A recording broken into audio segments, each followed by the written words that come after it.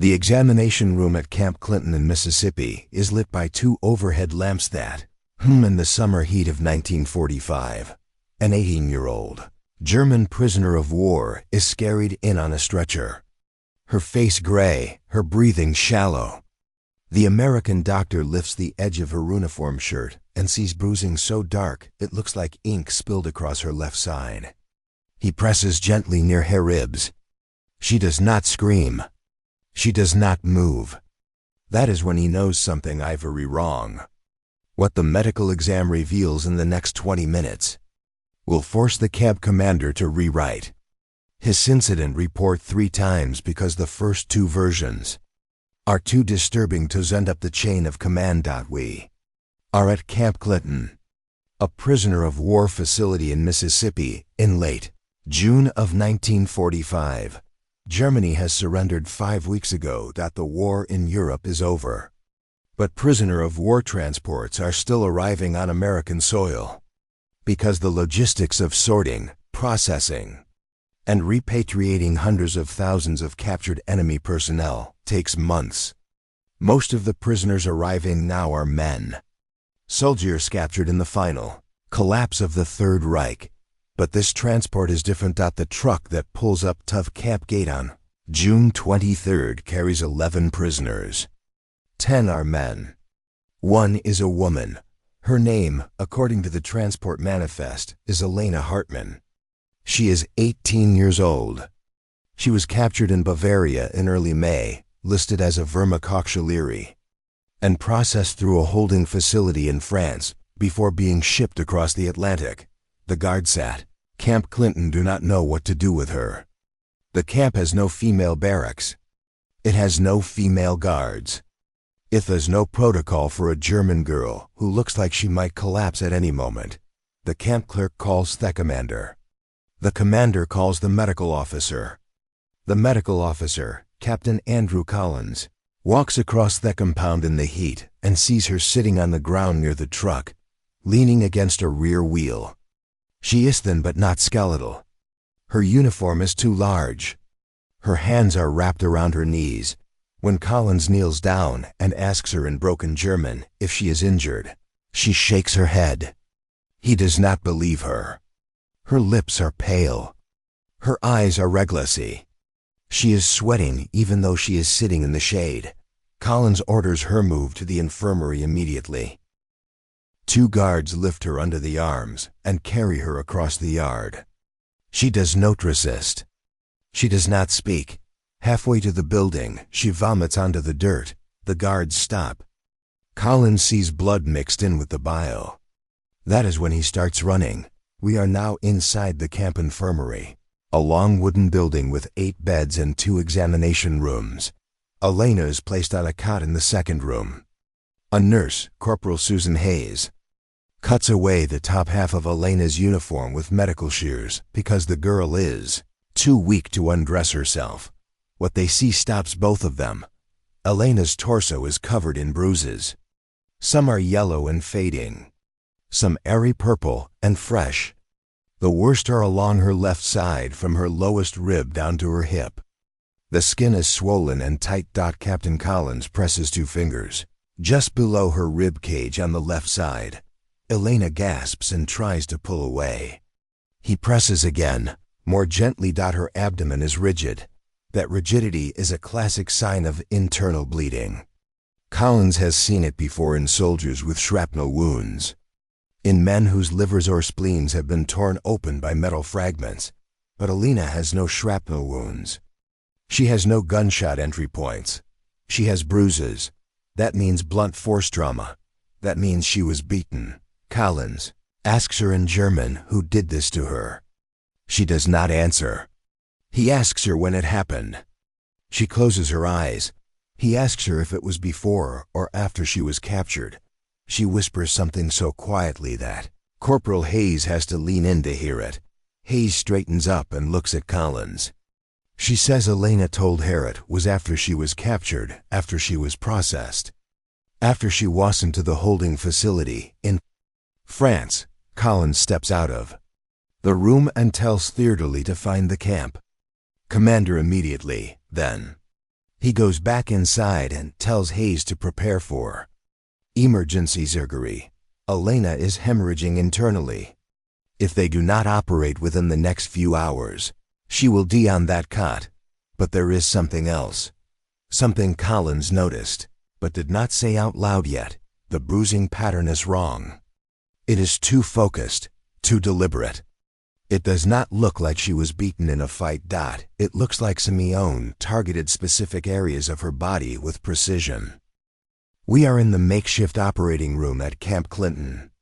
2 hours later, the surgery begins at 4:30 in the afternoon. Captain Andrew Collins is the lead surgeon. Corporal Susan Hayes assists. A second doctor, Lieutenant Mark Reeves, administers the anesthesia and monitors Elena's vitals.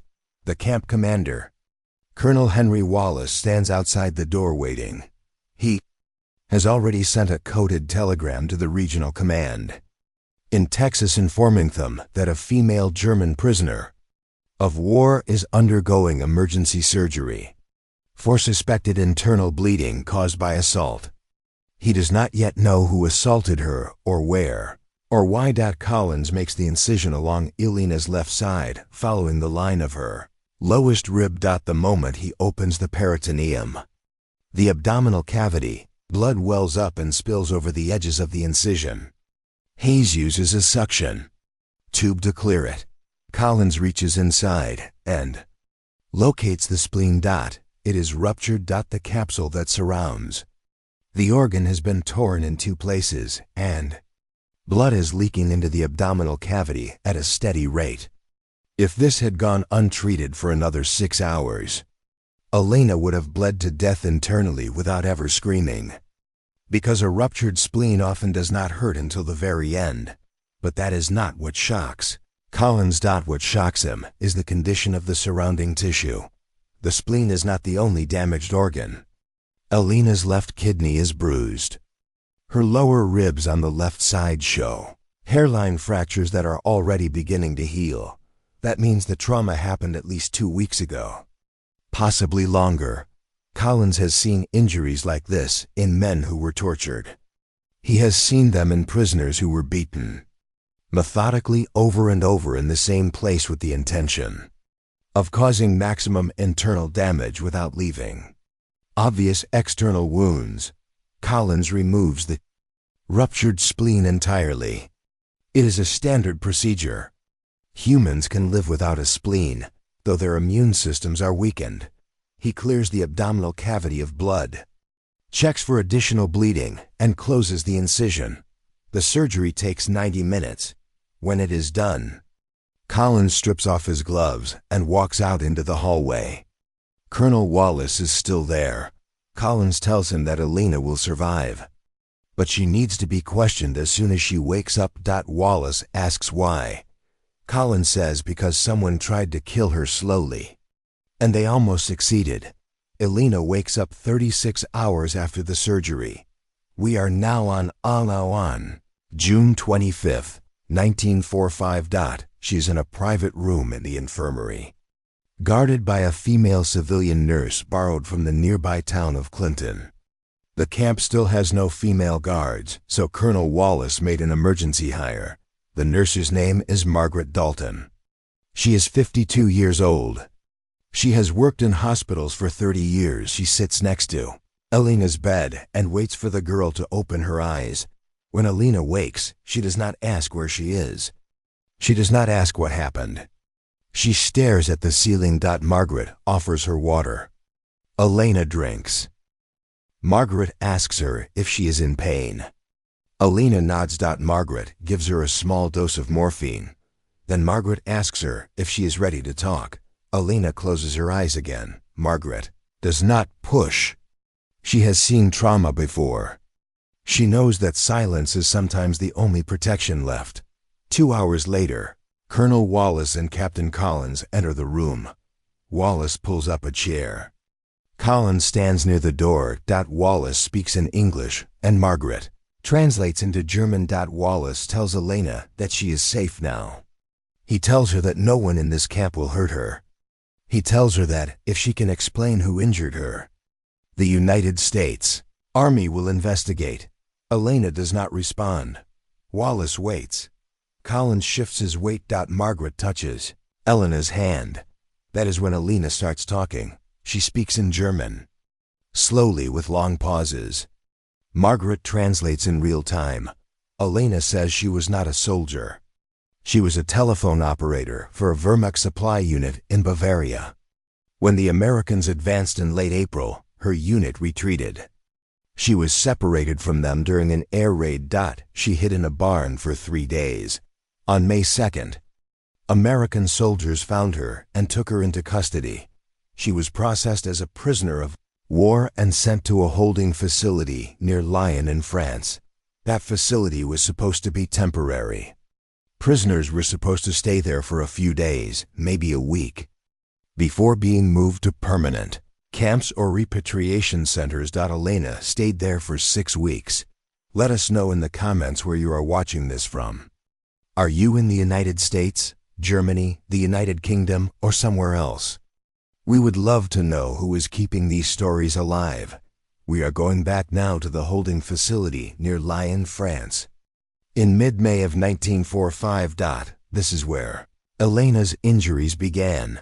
The facility is a converted factory surrounded by barbed wire and guarded by a mix of American and French soldiers. It holds roughly 800 prisoners, almost all of them German. Most are men. A small section in the northeast corner holds 23 women. Elena is one of them. The women are kept separate from the men. But they share the same overcrowded conditions, the same inadequate food, and the same exhausted guards who are waiting for orders that never seem to come. Elena is assigned to a work detail. Every morning, she and 6 other women are taken to a warehouse where they sort through confiscated German military supplies. It is dull work. It is also relatively safe compared to the hard labor details where male prisoners break rocks or clear rubble, but safety depends on who is supervising.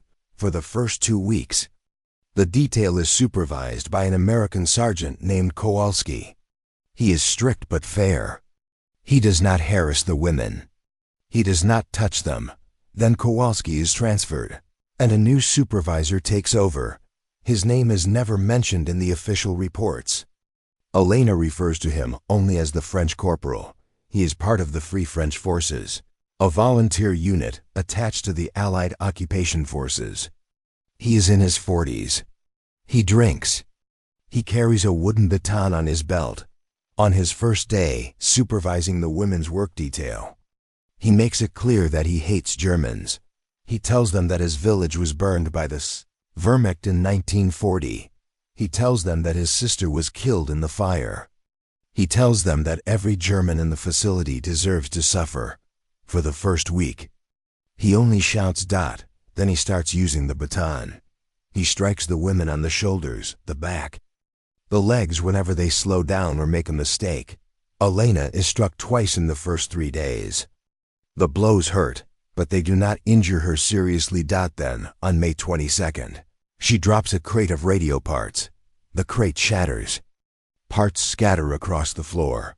The French corporal walks over, tells her to stand up, and strikes her across the ribs with the baton. She falls. He strikes her again. Same place. While she is on the ground, he kicks her. The other women do not intervene. The guards at the door do not intervene. When the beating stops, Elena cannot stand. She is carried back to the women's barracks and left on a cot. No doctor examines her. No report is filed. We are still in the holding facility near Lyon. Now moving through the final 2 weeks of Elena's time there. After the beating on May 22nd, Elena does not return to the work detail for 4 days.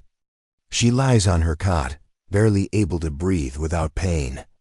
The other women bring her water and bits of bread. One of them, a woman named Ruth Brenner, tells her she needs to report the beating to the American camp administrator. Elena refuses. Ruth asks why. Elena says because the French corporal told her that if she reports him, he will make sure she disappears. On May 26th, Elena is forced back to the work detail. She can barely walk. The pain in her left side is constant. The French corporal watches her with a smile. He does not strike her that day. He does not need to. The threat is always there. Elena works slowly, carefully, trying not to make any mistakes. She succeeds for 5 days. Then on May 31st, she is too slow, carrying a stack of metal boxes. The corporal walks up behind her and slams the baton into her lower back, just above her left hip. She drops the boxes. He strikes her again. Same spot. She collapses. This time, she does not get up. The other women on the detail report that Elena was unconscious for several minutes. When she wakes, she is vomiting. The guards finally intervene. They carry her to the camp infirmary. A medic examines her, notes bruising and tenderness, and gives her aspirin. No x-rays are taken. No internal exam is performed. Medic assumes she is faking or exaggerating. He writes in his report that she has minor contusions and is fit for light duty. Elena is sent back to the barracks. The medic never sees her again. By early June, Elena is losing weight. She cannot eat without nausea. She is bleeding internally, but she does not know it. Her spleen is leaking slowly, and her body is trying to compensate. She is pale. She is exhausted. She sleeps 16 hours a day. The other women in the barracks think she is dying. On June 10th, the holding facility receives orders to transfer a group of prisoners to the United States for agricultural labor programs. Elena is on the list. She is loaded onto a truck, then a train, then a ship. She spends 12 days at sea, barely conscious, lying in a corner of the cargo hold with 200 other prisoners. When the ship docks in Virginia, she is still alive. Barely. If you are enjoying this story and want more untold accounts from World War II prisoners of war, make sure to subscribe to the channel. We are bringing you stories that most history books never covered. We are back at Camp Clinton in Mississippi, now on June 27, 1945. Elena has told her story. Colonel Henry Wallace has taken notes. Captain Andrew Collins has documented her injuries. The camp is required by the Geneva Convention to report any evidence of prisoner abuse, even if the abuse occurred before the prisoner arrived at the camp. Wallace sends a detailed telegram to the War Department in Washington. He includes Elena's testimony, Collins's surgical report, and a formal request for an investigation into conditions at the Lyon holding facility. The response comes back 4 days later. The War Department acknowledges the report.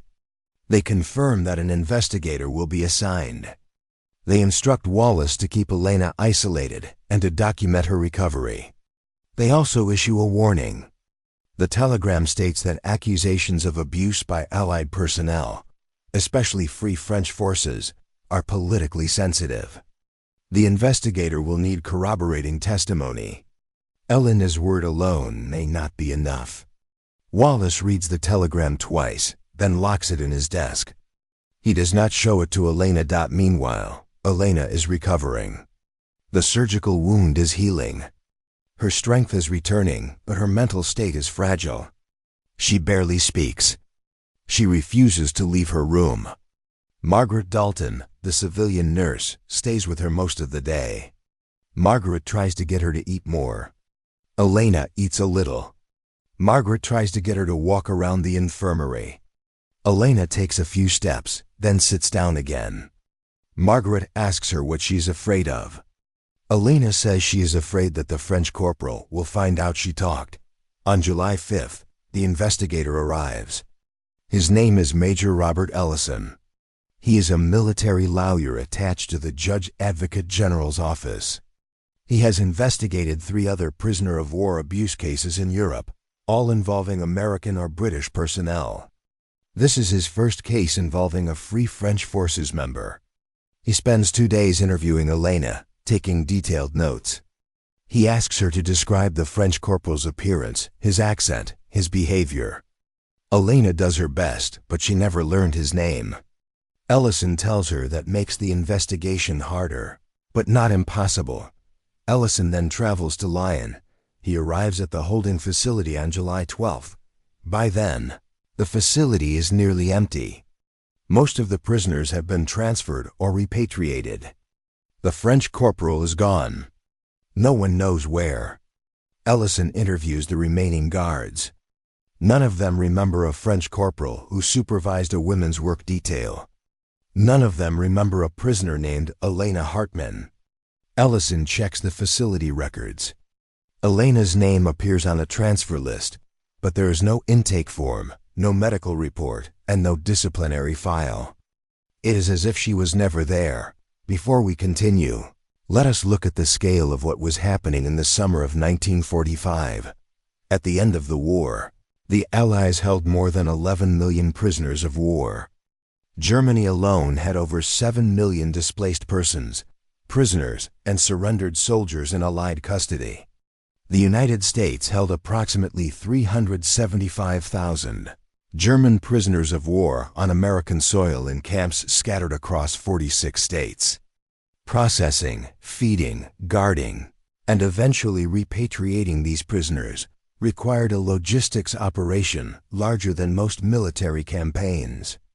Holding facilities like the one near Lyon were supposed to be temporary, but many became permanent detention centers. Overcrowding was common. Medical care was inconsistent. Abuse was underreported. Smaller facilities often fell through the cracks. Records were incomplete. Guards rotated. Prisoners disappeared into the system. Female prisoners of war were a tiny fraction of the total. Fewer than 5,000 women were held in Western Allied prisoner of war camps. Most were nurses, telephone operators, or auxiliaries. Camps were not designed for women. There were no female barracks, no female guards, and no medical protocols. Women like Elena were left vulnerable. Reports of abuse were rare, not because abuse was rare, but because reporting was dangerous. In late July 1945, Ellison returns empty-handed. Then on July 24th, a telegram arrives from Belgium. A German female prisoner there reports abuse by a French corporal at Lyon. Her name is Ruth Brenner. She was on the same work detail as Elena. Ruth confirms the beatings and identifies the corporal's first name as Julian. She describes a scar on his left hand. With this corroboration, Ellison reopens the investigation.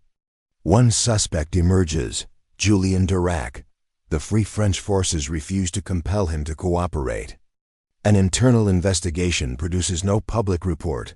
By September 1945, Elena has recovered physically, but not psychologically. The investigation ends without a conviction. Ellison's final report confirms systematic abuse, but no justice. Elena is repatriated to Germany in October 1945. She never speaks publicly. She marries, has children, and lives quietly until her death in 2003. What made Elena's case different was documentation. Collins's surgical report survived. Wallace's telegram survived. Ellison's investigation survived. These records influenced later Geneva Convention reforms. But justice did not come for Elena. Her story reminds us that the suffering of prisoners of war does not end when the fighting stops, and that justice, when it comes, often comes too late.